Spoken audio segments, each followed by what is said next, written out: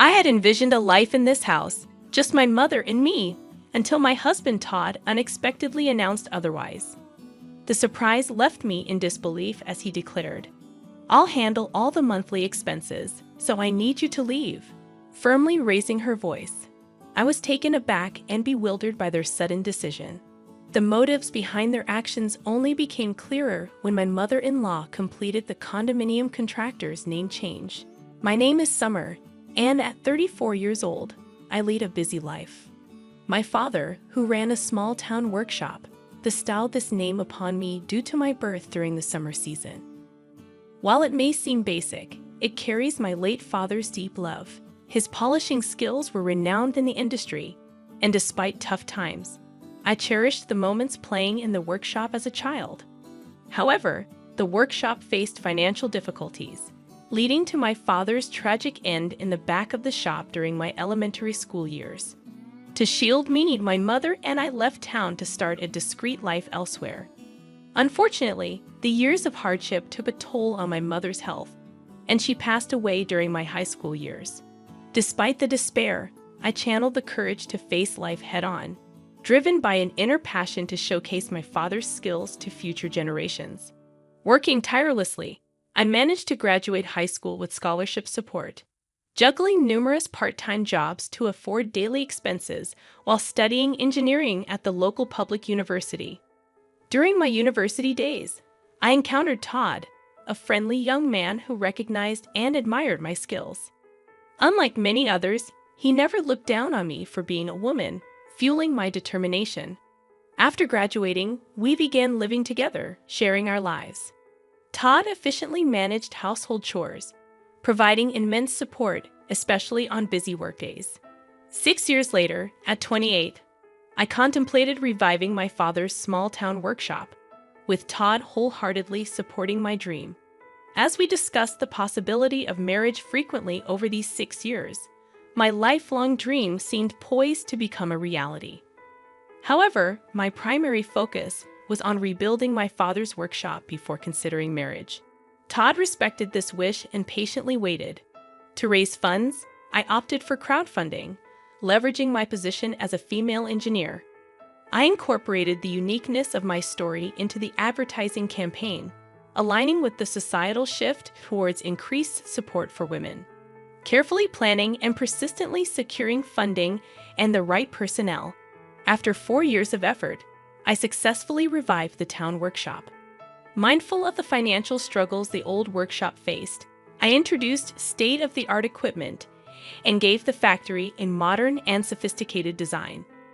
By establishing facilities and systems conducive to women, I aimed to create a workplace that was both productive and female-friendly.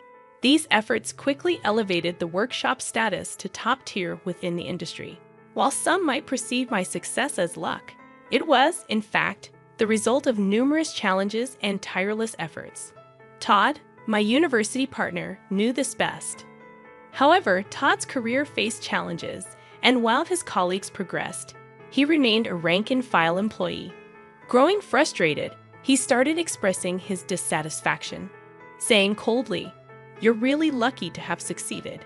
There must be someone better for you than me, right?" I repeatedly reassured him that my success wouldn't have been possible without his unwavering support. I genuinely believed his involvement in my life and career was indispensable. To express my deep gratitude and love, I proposed marriage. I valued his special presence, pure and warm-hearted sensitivity, bringing happiness to my everyday life. Despite finding great comfort and solace in his presence, I began noticing changes in his heart over the 10 years since we became adults. My hope was to dispel his insecurities through marriage. Upon deciding to marry, we rushed to inform our families. Contrary to my expectations, Todd's family home was an old, decaying wooden house that raised concerns about its stability. When Todd's mother first saw me, she remarked, "You're the daughter of the wealthy business owner they often talk about," reflecting my past fundraising and media exposure. In the pursuit of success, I had emphasized the importance of first impressions, but the reality of Todd's family background differed from my expectations. I dedicated considerable time and effort to my attire and appearance, aiming for a suitable impression. However, from my mother-in-law's perspective, my outfit might have appeared flashy and excessive. She started speaking in a sarcastic tone, implying that I owed my appearance to Todd's assistance. Despite feeling grateful, I sensed tension as I entered their quite old house. Todd seemed to have something on his mind, but remained silent. His father, in tattered clothes and with a restless demeanor, reflected the atmosphere of the home. Apologizing for the state of their house, he acknowledged its issues and conveyed that it might differ from the appearance of a wealthy household. Trying to calm myself, I internally took several deep breaths.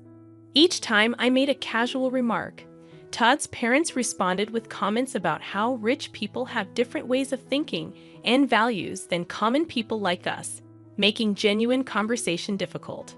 Back at home, I asked Todd about his parents' views on wealth, and he shared surprising facts. Since childhood, he was taught that fancy apartment buildings were probably built on wrongdoing, and wealthy people engaged in shady dealings. They were believed to lack understanding of others' feelings or hardships, and Todd was advised to avoid befriending children from wealthy families. Although I hadn't grown up in a wealthy family myself, I found it intriguing to understand the roots of his parents' strong feelings. Even afterward, Todd's parents disapproved of our relationship. His mother often expressed concern about me making him do too much, while his father advised him not to let married life be completely dominated by his wife. These sentiments seemed to contribute to Todd's declining self-esteem. Behind my successful career was a desire to fulfill my late father's dream, not a wish to look down on others or use them. Despite Todd previously discussing this with his parents, my social success left a lasting impression on them. Attempting to improve our relationship, I communicated and tried to understand them multiple times. However, no matter how much goodwill I showed, Todd's father approached me with bias, saying, "This is how rich people think." Their reactions gradually closed off my heart. Meanwhile, as Todd visited his family more frequently due to his father's deteriorating health, we started distancing ourselves, even though we were married and living together. About 2 years later, he suddenly announced that he had decided to quit his job because he was too busy with things at home. I was infuriated that Todd made such a significant decision without discussing it with me first.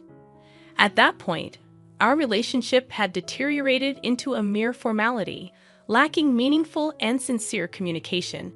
He claimed to be busy with housework, but in reality, he frequently visited casinos and racetracks. When I confronted him about his actions, Todd dismissively suggested hiring a professional housekeeper, stating that he wasn't my servant, and we had enough money to cover the expense. His words left me deeply shocked and at a loss for a response. Around that time, Todd's father's health worsened, and he passed away. 2 months after receiving this news, my mother-in-law and Todd visited my house, and he unexpectedly declared, "I plan to live in this house with my mother, just the two of us." Taken aback by this sudden statement, I stood there speechless.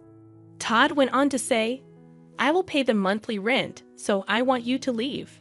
Shocked by this demand, I could only ask, "Wait a minute, are you really able to pay the rent, Todd?" Instead of a reasonable response, my mother-in-law yelled at me, expressing her anger and stating that she couldn't forgive me for belittling them. Todd, dissatisfied, sighed deeply, proclaiming that he wouldn't tolerate being bossed around anymore and intended to live life on his terms. Surprised by their intense attitude, I momentarily lost my words. Reflecting on their past actions and words, I realized that dealing with them would be extremely challenging. I responded firmly, "I understand. I will leave this house next month." Unsatisfied, my mother-in-law pushed for an even quicker departure, demanding, "Can't you just get the hell out of here and leave next week?" I'm being ready for my new life, and I've already arranged for my stuff to be delivered to my new house. Her abrupt demands puzzled me, considering I had just decided to leave. Unable to comprehend her reasoning or course of action, I hesitated. In response, my mother-in-law raised her voice even more, asserting, "Someone as wealthy as you should leave them moving to professionals, right?" She repeated a sarcastic phrase, implying that she viewed the wealthy as something special or different. Initially, I considered it proper for them to move to a new place since I was the one who contracted for the house. However, my mother-in-law continued to assert strongly, "This house belongs to Todd. No matter how much you earn, I won't allow you to hide that fact." Behind her words, I sensed a message that my higher income shouldn't make me feel superior to Todd. Looking at Todd's changed and gloomy expression, I questioned why I had invested so much time in such a person. In this unbearable situation, where living with them seemed insufferable, and I wanted to avoid sharing the same space, breathing the same air, I concluded that it was time to seriously consider divorce. Understood. This weekend, I'll proceed with the moving arrangements, handling all necessary document changes and procedures. When I responded in a soft tone, Todd and his mother exchanged glances, smirking triumphantly, as if a long battle had ended, and they had finally won. Immediately, I began searching for vacancies in apartments and condos, also looking for a reliable moving company amidst my busy days, including work-related business trips. Returning home, I found Todd deep in sleep, seemingly ignoring my existence. On the weekend, he calmly signed the divorce papers without displaying any emotion. Meanwhile, his mother was receiving explanations from the real estate agent about the rental agreement and signing the contract. I was particularly concerned about whether she truly understood the high rent of $66,000. After completing all the procedures, I found myself walking alone toward a new place with a high-rise condo behind me. The new apartment, a one-bedroom with secure surroundings, was perfect for me living alone. During the move, I decided to discard many unnecessary things, clearing both my room and my mind for a fresh start. Decorating the space to my liking was an enjoyable time for me, gradually immersing myself in the new lifestyle. Thoughts of Todd and his family started to fade, although I couldn't completely erase them from my mind. Reflecting on the memories with Todd and the challenging times we had overcome together, I never imagined our relationship would end this way, especially during our university days when we struggled financially. We supported each other's livelihood. The strain that developed over time was deep and immeasurable. However, I later came across shocking information when I coincidentally reunited with a university friend. She told me rumors of Todd flaunting around in city clubs. Also, a former neighbor from where I used to live mentioned seeing my ex-mother-in-law frequently entering and exiting a luxury foreign car. They described them wearing unfamiliar luxurious fur clothes and speaking completely differently than before. Hearing about their lavish lifestyle, I couldn't believe they'd once looked down on the wealthy. Particularly after I had distanced myself from that life, I saw how much they had transformed. Then, unexpectedly, 2 months later, I received a call from Todd. "I really need your help." His voice conveyed a level of desperation I had never heard before. I had not expected to hear from him in such a manner after our one-sided relationship ended. Actually, we've gotten ourselves into some unexpected trouble. What exactly happened? Todd's response indicated that the events had begun 3 months prior. He was shocked to learn the astonishing truth through a call from his mother. "I hit the jackpot in the lottery. Can you believe $30 million? She had apparently been buying lottery tickets in the past, and this time, she had won an amount beyond her wildest dreams. "Is that really true, or is it a joke?" Todd asked her to confirm. After checking the lottery numbers multiple times herself, the ex-mother-in-law assured, "There's no mistake. I've checked it over and over. We are so unbelievably rich now. Now we can face those upper-class people with no problem. Truly, God has blessed us." She spoke with elation, lifting her spirits. Moved by these words, Todd was in tears, and his mother added, "With this amazing stroke of luck, you can escape from that woman's clutches. Have you heard? She seems to be frolicking around with some young guy now. Such a woman should be kept at a distance." These words pushed Todd further, and his pent-up anger and frustration boiled over. "Now that we've acquired wealth, I won't be controlled by her. We won't have anything to do with her anymore," he declared with a trembling voice, informing me of our disconnection.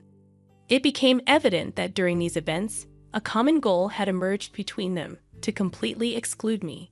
Subsequently, they began a lavish lifestyle in a downtown luxury condo, seemingly spending extravagantly every day. Todd used his savings liberally, and the ex-mother-in-law spent her late husband's inheritance without any reservations. Excited, they decided to go to the nearest bank to cash in the lottery ticket. However, at the bank, they faced a shocking truth. The lottery ticket they brought was from the previous year. Disbelief and dismay spread across their faces. It turned out the ex-mother-in-law had been comparing last year's lottery ticket with this year's winning numbers. Amidst this commotion, there was a deep-seated fear that somehow I would take their wealth from them. Surprised upon hearing their story, I was at a loss for words. "That's truly unfortunate and sad." I conveyed my sympathy. Just as I was about to end the call, Todd spoke up again, asking, "But we should have a right to alimony, right?" Continuing to claim without any basis, he added, "You were cheating, right? On that fact alone, we should be able to claim alimony." Explaining his situation, Todd felt stressed about the house and believed he had the right to demand alimony. However, it was clear in my memory that Todd had quit his job on his own accord. My emotions surged, and I couldn't tolerate such baseless claims. "I can't believe you would say such a thing, you sleazy man. Are you for real?" I raised my voice involuntarily. In this moment, my usual calm judgment and strong resilience frayed. Perhaps sensing my anger, I could feel Todd's surprise and confusion over the phone. "Truly, it's me who should be seeking alimony. You only think about yourself, heartlessly kicking me out always. That want-to-be-rich spiel, I heard it so many times. Why do you make your mother complain so much?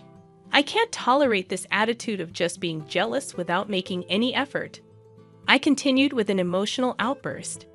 After my emotional outburst, there was a moment of silence. Then, I felt a sense of clarity and hung up the phone. Their mistake with the lottery ticket astounded me, but now it was none of my business. Whatever fate they met was irrelevant to me. Days later, as I walked in front of my factory, I saw my ex-mother-in-law in a visibly deplorable state. She appeared before me and began to prostrate. "Please help me. We can't afford to return the $66,000. Please come back and be a part of our family again." That should have been clearly written in the documents. Why didn't he check them thoroughly? Didn't he understand how serious it all was? And about that lottery ticket, I murmured slowly, choosing my words carefully. Will you truly abandon a mother and child struck by such misfortune? After a pause, I shook my head calmly and said, I believe that luck, in many cases, is something you forge for yourself despite hardships. I have strived to carve out my own destiny. How much of that mindset did you have? My words left her with a surprised and somewhat regretful expression. Struggling to find a response, I walked past her and started walking in the direction of the building. After a short walk, I turned around to find my former mother-in-law still standing there. But I never looked back again and kept walking, focused on the path ahead. As expected, Todd and his mother were eventually evicted from the luxury condo. They chose an old wooden shack as their new dwelling, having spent all their savings. Now they spend their days working various part-time jobs to support themselves and save for the future. Over the following years, I dedicated myself to my work, and my factory grew far beyond its original small-town scale. I secured funds to purchase a larger plot of land nearby and established a new state-of-the-art factory there. This newly built facility was designed with the comfort of the entire family in mind, complete with maternity leave and childcare facilities for employees. Although my parents were not able to witness this success in person, every time I see a smiling couple with their children visiting the factory, I remember myself as a child and feel a deep sense of relief and happiness at the sight of them.